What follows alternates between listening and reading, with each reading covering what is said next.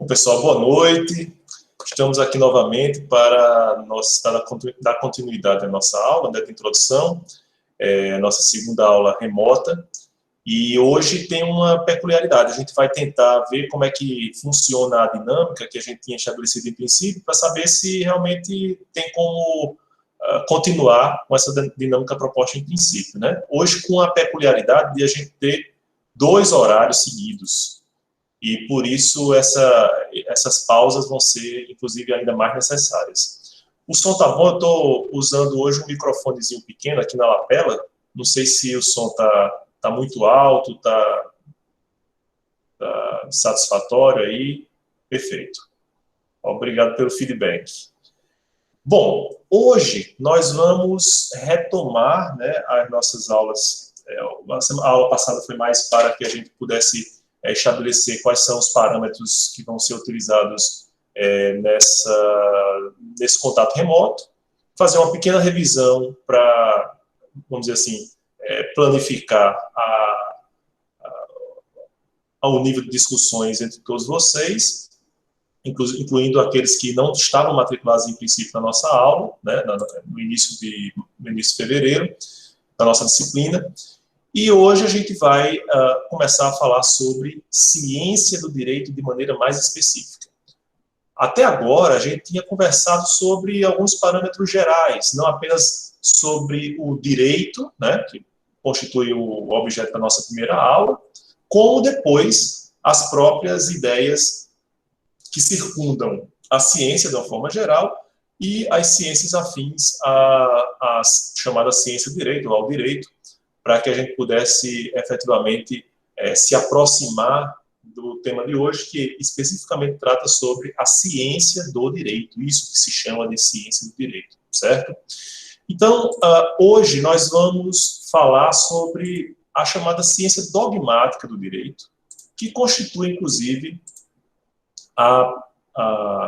aquilo que vocês vão ter como mais comumente abordado ao longo de todo o curso, né? Então, se vocês observarem, a partir desse próximo semestre, principalmente, vocês vão se deparar com vários ramos ditos dogmáticos do direito, né?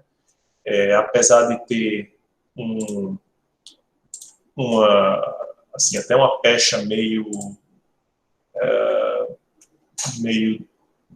deletéria, né? Meio negativa, do que vem a ser dogmática jurídica, a gente vai tentar desmistificar justamente essa chamada dogmática jurídica, para que a gente possa compreender em que ela consiste e fazer a distinção entre a dogmática jurídica e a chamada zetética jurídica, certo? Bom, hoje nós vamos falar sobre a ciência dogmática do direito. Mas antes de a gente falar sobre ciência dogmática do direito, é preciso que a gente fale um pouco sobre o que constitui, na verdade, a preocupação da ciência do direito, né? Quando a gente fala em ciência do direito, vocês devem se recordar dos textos iniciais que a gente tratou, principalmente o de Hervada, de Javier Hervada, que havia uma preocupação em saber em que trabalha o cientista do direito, né? Qual é esse conhecimento que vai nortear o jurista, o chamado jurista, que foi a expressão utilizada por Hervada. E aí eu pergunto a vocês, né? Como é que vocês acreditam que se revela ou se utiliza o conhecimento científico do direito? E essa vai ser a nossa primeira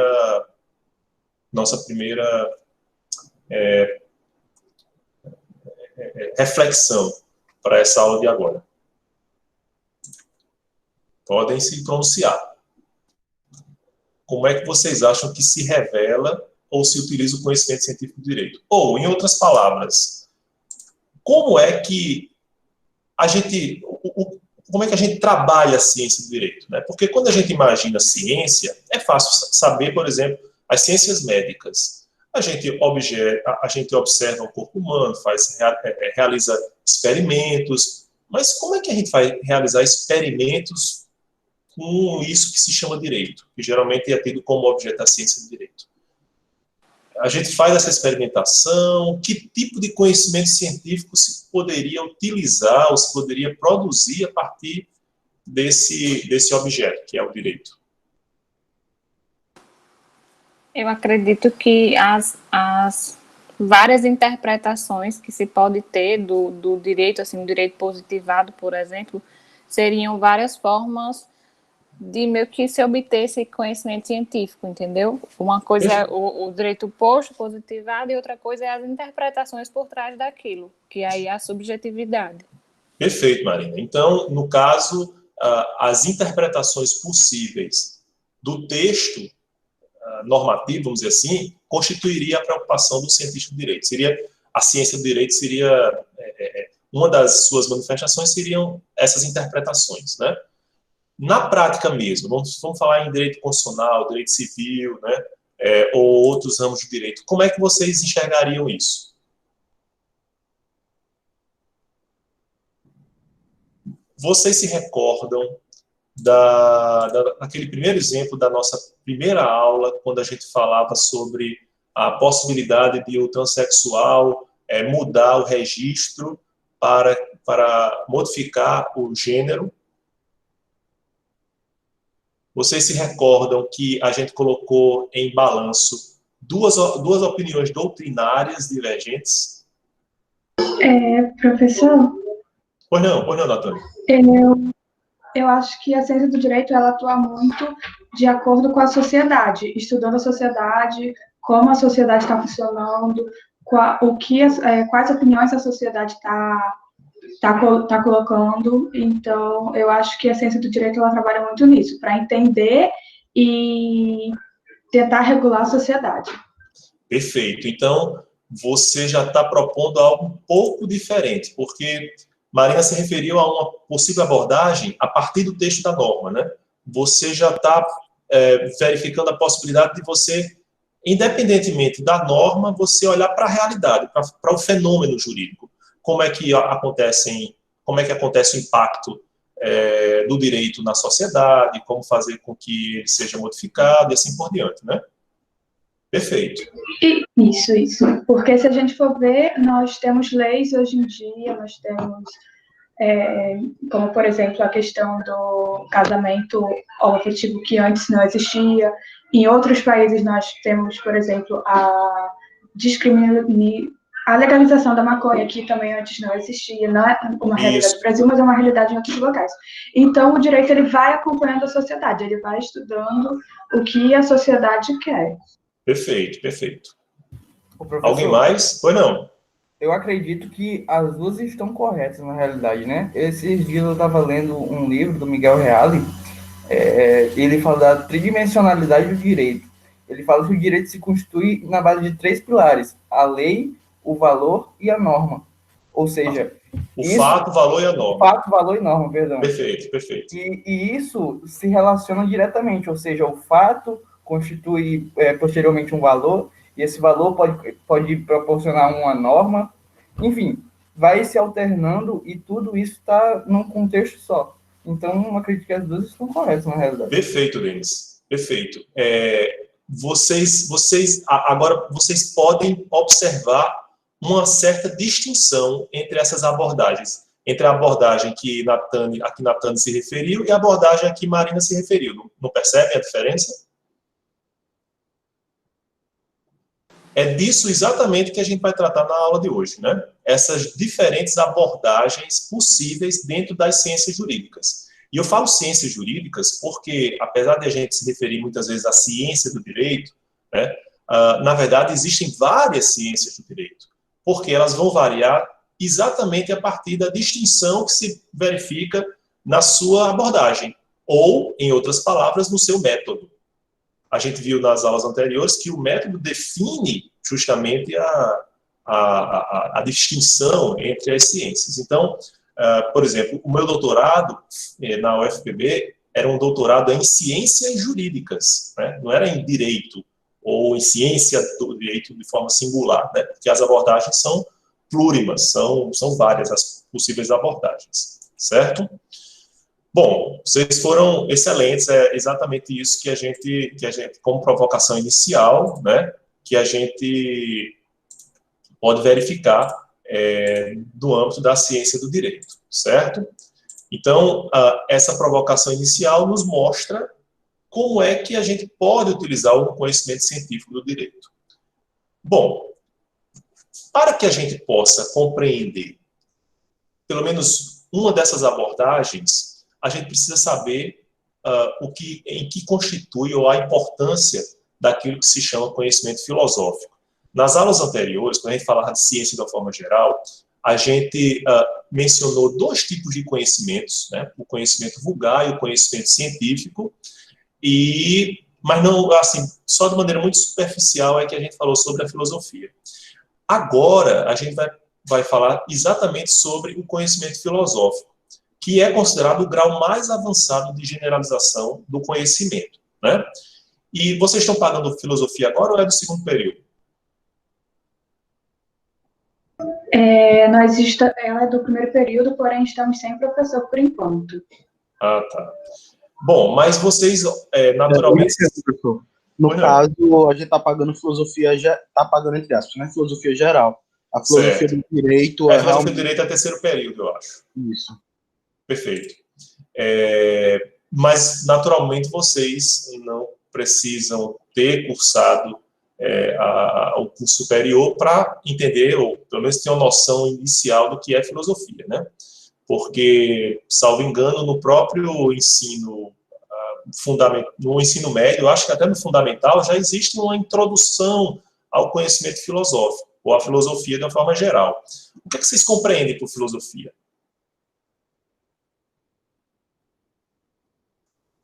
Digam aí.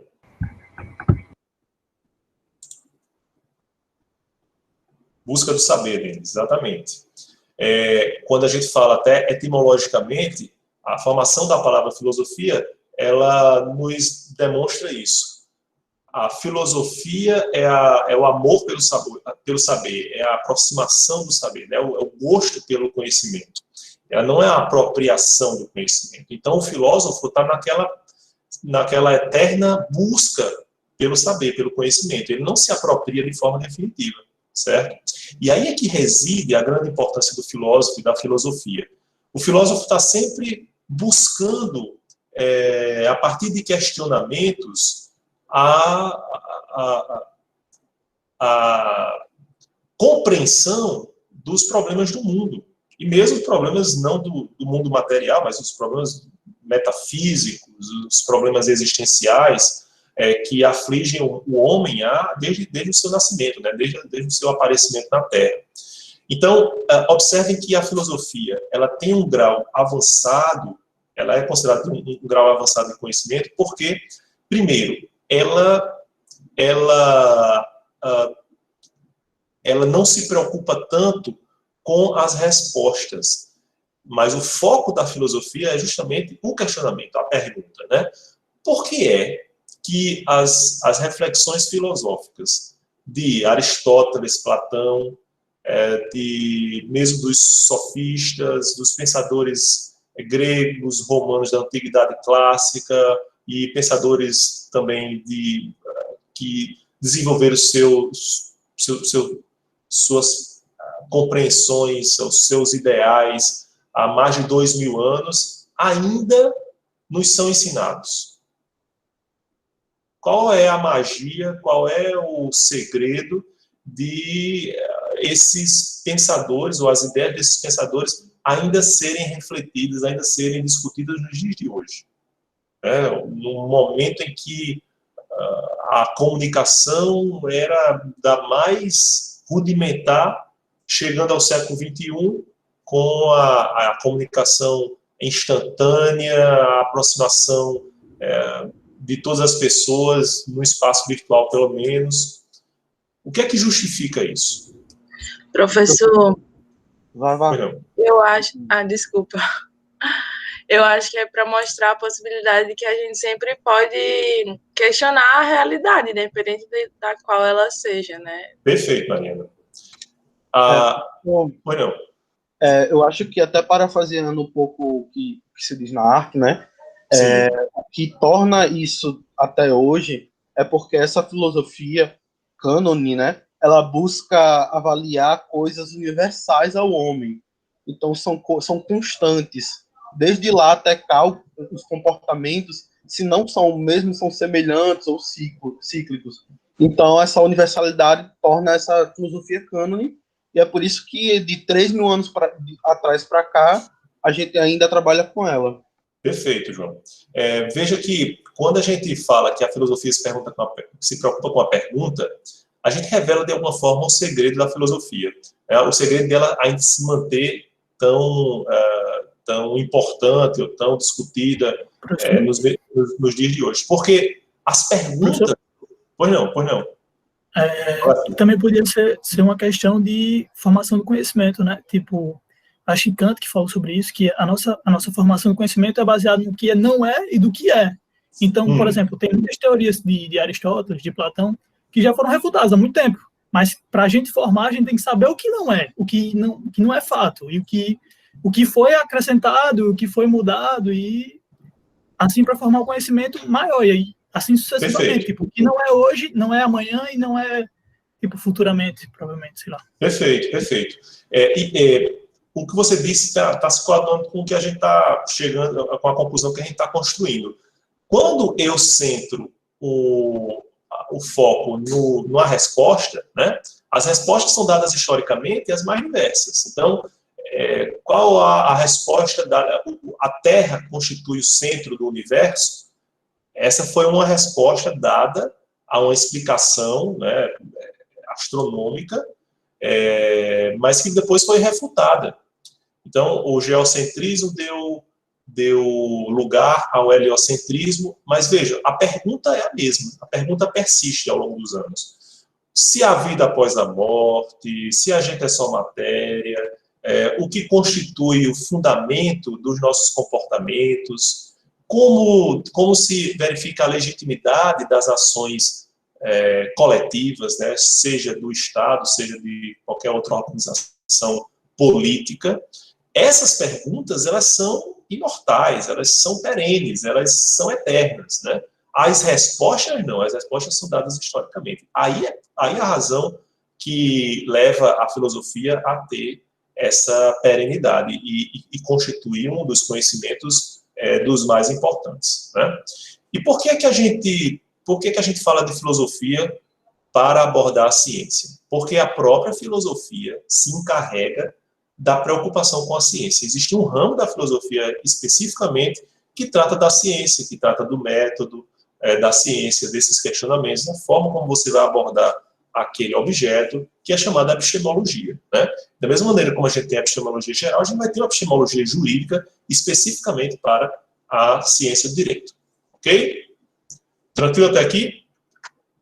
Alguma outra dúvida ou intervenção? Bom, quando a gente fala do conhecimento filosófico, né, como esse mais alto, mais avançado grau de generalização do conhecimento, a gente pode partir agora, depois que a gente fala sobre ele, a gente pode partir para a ideia de dogmática jurídica, meio que um contraponto a essa abordagem filosófica. Por quê? Quando eu digo que na filosofia, de uma forma geral, na filosofia do direito especificamente, eu me preocupo mais com as perguntas do que com as respostas inclusive, não tem nenhuma, não tem uma importância destacada para a filosofia, a dogmática jurídica já vai num sentido diverso, né? Segundo Luiz Alberto Vará, esse senhorzinho aí, ele era argentino, né, mas se considerava o argentino mais baiano que já existiu, né? Ele tem, vocês podem até encontrar uma versão bem humorada acho que é a teoria pura do direito em quadrinhos, os quadrinhos puros do direito, uma coisa assim, né? Então ele transforma a teoria pura do direito de Kelsen em quadrinhos, né? Então, por exemplo, tem umas sacadas bem curiosas, né?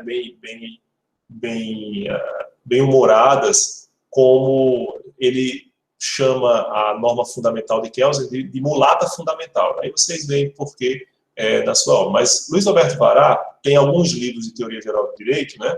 Inclusive de introdução ao estudo do direito, e em um deles, ele justamente defende, justamente apresenta a dogmática jurídica como uma atividade que tem a pretensão de estudar, sem emitir juízos de valor, o direito positivo vigente, né? E o que é que ele quer dizer com isso? Na verdade, ele apresenta a dogmática jurídica como uma teoria sistemática do direito positivo.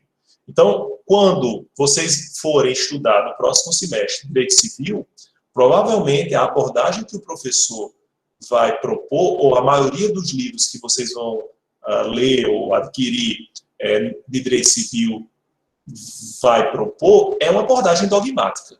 Então, vai, por exemplo, estudar o Instituto do uso, da uso capião, ou da propriedade. Então, vai verificar como é que a propriedade nasceu como direito, como é que ela vai evoluir ao longo do tempo, como é que, por exemplo, é inserida a questão do atrelamento do exercício do direito de propriedade à função social da propriedade, como é que isso foi abarcado, foi colhido na nossa Constituição e assim por diante. Então, vejam, por que se chama dogmática jurídica? Porque ela se desenvolve a partir do direito positivo. Então, ela se desenvolve a partir do direito posto. O direito posto, portanto, é o pontapé inicial para o debate científico em torno daquele tema. Então, o direito positivo pode ser tido como um dogma, né? Ou um ponto de partida que caracteriza essa abordagem científica do direito. Ok? Então, quais são as características que a gente vai observar dentro da dogmática jurídica? Bom, a primeira delas é que a dogmática jurídica, ela apresenta uma função diretiva da linguagem. O que é que vem a ser a função diretiva da linguagem, professor? Bom, a função diretiva da linguagem, ela é observada porque, nesse caso, nessa função, a linguagem, ela tende, ou ela pretende, ela tenciona apresentar um problema de ação, certo? Em outras palavras, a partir dessa função diretiva, a gente tem manifestada a preocupação com a decidibilidade dos conflitos. Tércio Sampaio Ferraz Júnior, né, que é o autor de introdução, aquele livro de introdução que a gente apresentou na primeira aula lá, em fevereiro, ele tem um livro bem complexo, mas também muito precioso, né? E ele foi um dos que trouxeram a ideia de zetética jurídica, que é um contraponto à dogmática jurídica, que a gente vai falar logo mais. Ele, inclusive, pessoal, eu disponibilizei para vocês no CIGA um vídeo que tem de uma participação num evento, né, que tem ele e mais outros professores, mas a fala dele, que é em torno de 30 minutos, ele fala exatamente da distinção entre dogmática e zetética jurídicas, que a gente vai abordar hoje. Então, de uma forma muito didática, muito interessante, ele vai apresentar lá. E o que é que Tércio Sampaio fala sobre essa função diretiva, né, da linguagem? Bom, ele cita um exemplo para ilustrar isso. Ele diz que na Grécia Antiga, né, Sócrates estava passando e só viu aquela correria, né? E passou uma pessoa correndo, e lá veio uma outra pessoa correndo atrás, quando viu o que vinha atrás, disse, pega o ladrão! E aí Sócrates olhou para a pessoa que vinha atrás e disse, mas o que é ladrão? Né? Ou seja, em vez de Sócrates ajudar lá o cara que tinha sido assaltado, ele vai fazer questionamentos. Então, essa ideia, ela não atende a uma decidibilidade de conflito. Essa postura, né? Por quê? Porque ele está preocupado muito mais com questionar, com a indagação, do que com a ação, né? Com a decisão daquele conflito. E nessa fala de Tércio Sampaio, no evento que eu disponibilizei para vocês, ele também fala sobre algumas tentativas do século passado, aqui no Brasil, de proceder a uma revisão da dogmática jurídica nos cursos de direito.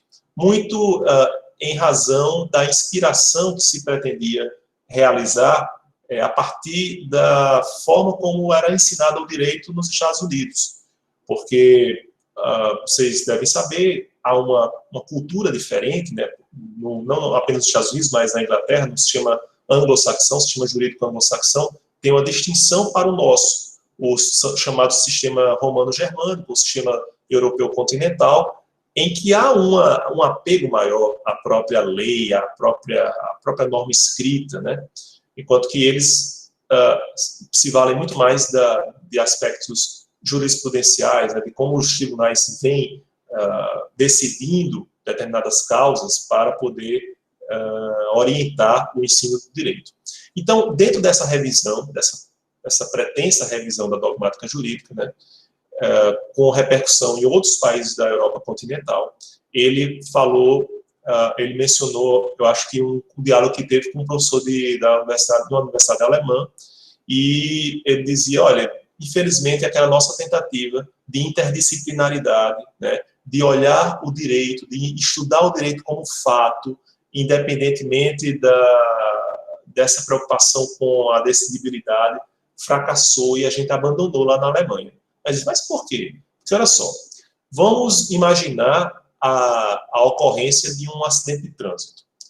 O nosso estudante, ele olhava para o fato, tinha toda a apreensão de como se deu o acidente, das suas repercussões jurídicas, das possibilidades de explicação de todos os atos, de todos os comportamentos envolvidos das pessoas que estavam envolvidas naquele acidente, mas ele estava se colocando incapaz de decidir quem tinha a responsabilidade. Então, faltava justamente essa função diretiva, a preocupação com a decidibilidade dos conflitos, né? Por quê? Porque de tanto questionar, de tanto tratar a realidade, o direito como realidade, ele esquecia o dever ser, ele esquecia a repercussão prática do que se espera do que espera do direito, que é justamente a resolução do conflito, certo? Então, a dogmática jurídica ela vai ter essa ideia muito clara, né, de preocupação com a decidibilidade dos conflitos, com a decisão dos conflitos, a partir de um dogma. E por que é que facilita a decidibilidade se você partir de um dogma, pessoal? Porque quando eu tenho um ponto de partida, que geralmente é a própria norma jurídica, seja a norma jurídica codificada, seja a norma jurídica fruto da atividade do legislador, seja a norma jurídica gerada a partir de reiterações, de repetições de decisões dos tribunais, como acontece no sistema anglo-saxão, eu tenho, de algum modo, tenho um ponto de partida, né? Vocês devem se lembrar de vários filmes e séries norte-americanos que mostram que a pesquisa que eles fazem, né, sobre os casos, por exemplo, chega um caso difícil lá para eles resolverem, né, eles vão se debruçar sobre casos anteriormente decididos. Esses são os pontos de partida, entende? Então, eles mudam o objeto ou o dogma, mas não prescindem dos dogmas também.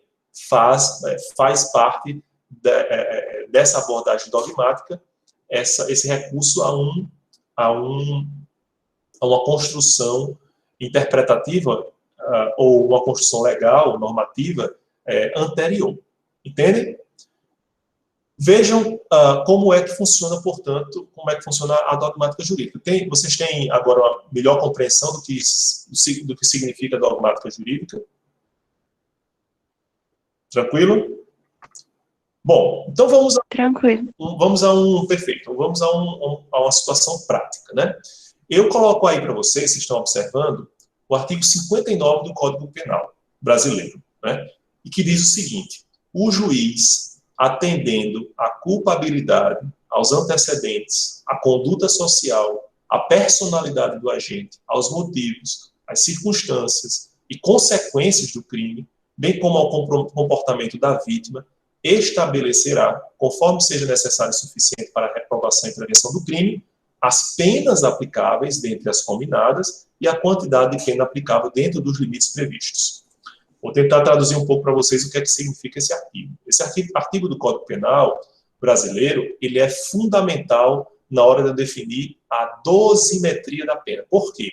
Porque os crimes, se vocês tiverem a curiosidade de observar no Código Penal, os crimes, eles estão definidos, as penas dos crimes, eles estão definidos entre o mínimo e o máximo, certo? Então, se vocês observarem, por exemplo, a pena para o homicídio, tem o mínimo e tem o máximo. E como é que eu preencho? Como é que eu, juiz, vou definir qual é a pena aplicável concretamente a quem cometeu o homicídio?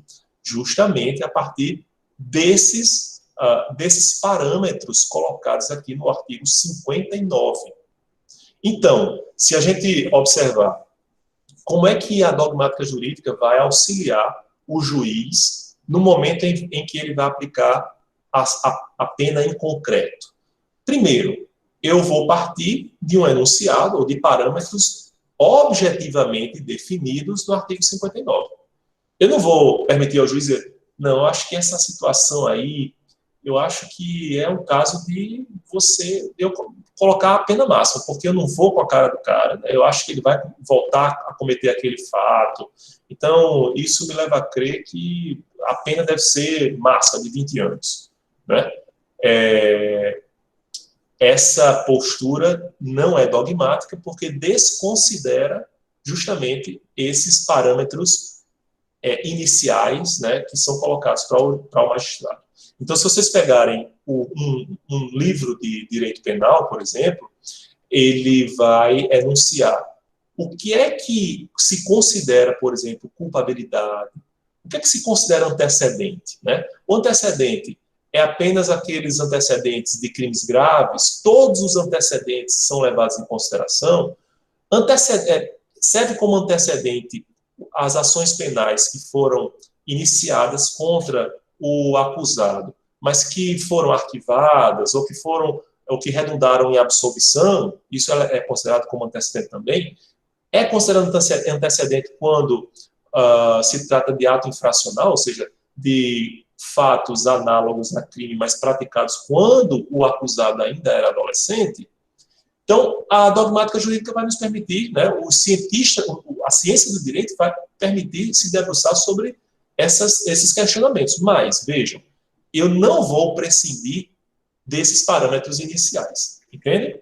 Eu não vou poder abrir mão desses parâmetros iniciais, porque eles são definidos como aqueles parâmetros que devem ser levados em consideração pelo magistrado na hora de aplicar a pena.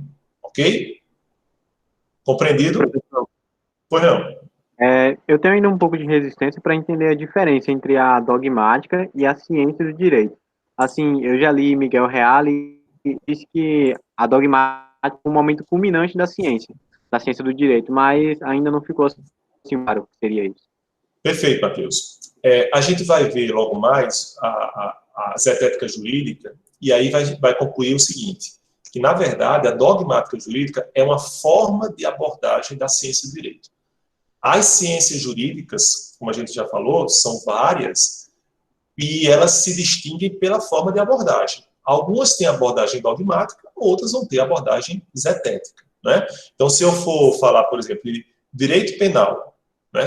A ciência do direito penal é uma ciência dogmática, porque eu não vou poder prescindir, eu não posso abrir mão de considerar a norma penal para a sua aplicação em concreto.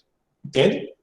Então, não é a questão não é a questão do certo ou errado entre a dogmática e a zetética, mas é uma questão de opção na hora da abordagem. Algumas ciências jurídicas têm uma abordagem nitidamente dogmática, outras têm uma abordagem nitidamente zetética. Ok? Pessoal, entendi. Mas tranquilo até aqui, pessoal? Tranquilo. Em relação à dogmática, perfeito? Bem compreendido, função diretiva da linguagem, né? Ok. Bom, agora a gente vai falar exatamente sobre a zetética jurídica. vocês vão ter, inclusive, dificuldade de encontrar na maioria dos autores, porque essa é uma abordagem que foi trazida ao Brasil, pelo menos se tem reconhecido isso, pelo professor Tércio Sampaio Ferraz Júnior, há muito tempo, né? E é ele que apresenta esse senhor aí, que tá aí, professor aposentado da USP, professor da PUC de São Paulo, da Universidade de Ribeirão Preto, né? Então, um jurista realmente bem respeitado do país. Ele vai trazer para o país, para o Brasil, para o direito brasileiro, né? Pelo menos para a teoria geral do direito brasileiro, a preocupação com a zetética, ou essa ideia de zetética jurídica, de zetética aplicada ao direito aqui no Brasil. E em que consiste a zetética jurídica? A zetética jurídica é um ponto de vista ou abordagem, né, segundo o qual se procura saber o que é o direito, sem a preocupação imediata de orientar a ação enquanto prescrita. Então vejam que a primeira distinção aí é que há uma preocupação em saber o que é o direito. Na dogmática jurídica, não. Na abordagem dogmática, eu já sei o que é o direito. Eu já sei o que é o artigo 59 do Código Penal. Ele está vigente, logo eu vou partir dele para compor a decisão judicial. Na zetética, não. Nas ciências zetéticas, nas abordagens zetéticas, eu tenho uma intenção ou uma postura muito mais filosófica, né, do que propriamente estritamente dogmática ou positivista, certo? Então, enquanto que na dogmática jurídica, na abordagem dogmática, eu tenho um problema de ação que leva a revelar uma função diretiva da linguagem, na zetética jurídica, a função da linguagem já é informativa, certo? Ela não se dirige a uma decisão, mas ela tenta informar ou compor o fenômeno jurídico, tal como ele vai ser estudado por aquela ciência zetética, certo? Uma das possíveis aplicações da zetética jurídica, da abordagem zetética, é quando a gente, por exemplo, quer avaliar o impacto de determinada norma na sociedade. Por exemplo, a discussão em torno da descriminação das drogas, ou legalização das drogas, né? Ela é uma abordagem, é uma proposta zetética, porque a gente sabe que as drogas são proibidas, né, no nosso país. Então, a questão da pena de morte, vocês podem objetar logo de antemão. Não, mas a questão da pena de morte não pode ser discutida no país, porque há uma vedação na Constituição à pena de morte. Sim, mas uma abordagem zetética não está preocupada em saber ou em partir necessariamente daquilo do direito posto. Eu posso tentar construir parâmetros ou construir conhecimento para uma avaliação de lege referenda, ou seja, da lei ainda a ser criada, da Constituição que um dia virá, o que pode questionar a própria lei que está posta, inclusive, né? Exatamente, né? Vejam que as abordagens zetéticas, elas são responsáveis pelas chamadas mutações constitucionais ou nas mudanças da própria jurisprudência. O direito do companheiro à sucessão, a alimentos, não estava previsto em lei, não estava previsto na norma jurídica. Inclusive, muito pelo contrário, né? Era absolutamente vedado. E como é que isso foi sendo construído? A partir de reflexões acolhidas das ciências zetéticas, né? que iam mostrar que não se justificava a discriminação de pessoas que não eram casadas, mas que viviam maritalmente, como marido e mulher, né? Como marido e marido, mulher e mulher, hoje, né? Com todas essas possibilidades, viviam como se casados fossem, mas só porque eles não têm uma formalidade no papel, quando cessa essa união, pela morte ou pela separação, uma das pessoas se vê totalmente desassistidas. Isso não se justificava. E essa construção, em princípio jurisprudencial e depois legislativa, é fruto justamente dessas abordagens zetéticas, certo? E aqui eu vou mostrar para vocês as disciplinas que estão chamadas disciplinas zetéticas do direito, né, que são apontadas por Décio Sampaio Ferraz Júnior no seu livro. Sociologia jurídica, antropologia jurídica, história do direito, psicologia jurídica, economia política, criminologia, medicina legal, filosofia do direito, metodologia jurídica. O que vocês enxergam aí, pessoal, como sendo comum a essas disciplinas, né? Mesmo que vocês não tenham pago essas disciplinas todas ainda, mas pelo contato que a gente já teve lá, quando falou das ciências afins ao direito, e as disciplinas que vocês estão pagando, né? O que vocês acham que elas têm em comum? O que há de diferente dessas disciplinas para, por exemplo, a ciência do direito constitucional, ciência do direito administrativo, direito penal, direito civil? Eu acho que é justamente o fato de que as outras disciplinas é um direito positivado, né? Tem um código, uma lei, a Constituição em si tem algo escrito sobre aquele assunto, né? Aquele direito. Perfeito. Não tem tanto espaço mais para se questionar, né? Já na zetética ainda abre espaço para questionamento. O questionamento é infinito na zetética, né? Por isso que a abordagem filosófica ela não pode ter uma preocupação imediata com a decisão. E eu digo imediata para evitar o equívoco de se pensar que a abordagem zetética não tem função nenhuma, não tem utilidade, né?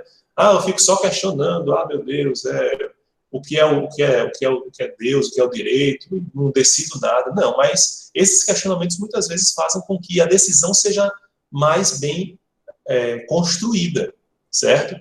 Outro aspecto importante para a gente frisar, pessoal, é que, embora a abordagem zetética tenha natureza filosófica, e não tenha um apego a um dogma, especificamente, ela pode considerar o direito posto, né?